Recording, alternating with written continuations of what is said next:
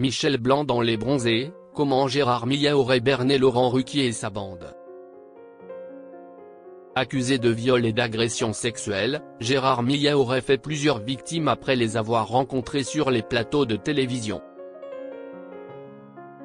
Psychanalyste célèbre et chroniqueur sur plusieurs émissions de télévision, Gérard Millet est accusé par de nombreuses femmes de viol et d'agression sexuelle.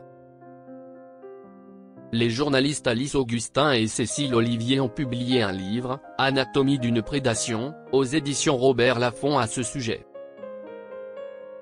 Pour nos confrères du Parisien, les deux journalistes reviennent sur les accusations qui sont portées à l'encontre de Gérard Millet. À Paris 8, où il dirigeait le département de psychanalyse, il était aussi admiré.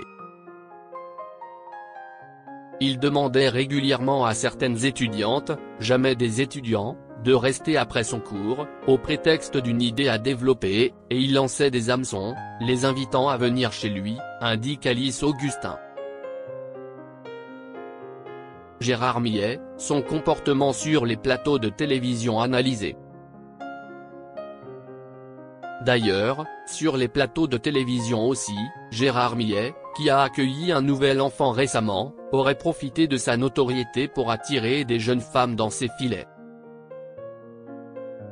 Des témoins auraient alors constaté ces faits mais n'auraient rien dit. En régie, ils entendaient ces conversations aguicheuses.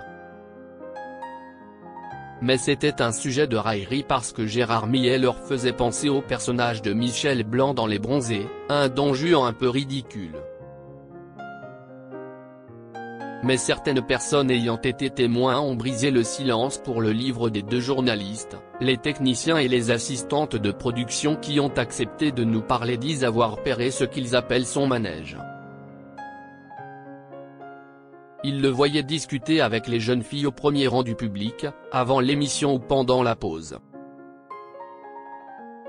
Le psychanalyste aurait fait des victimes parmi ses proches. D'ailleurs, on apprend que certaines femmes proches du couple formé par Gérard Millet et Anaïs Feuillette, son actuelle compagne, auraient été agressées par le psychanalyste.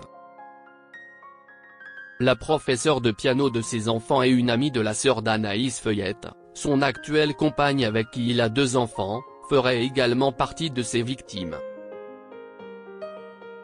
Plus le temps passe et plus le nombre de plaignantes augmente, indique la journaliste.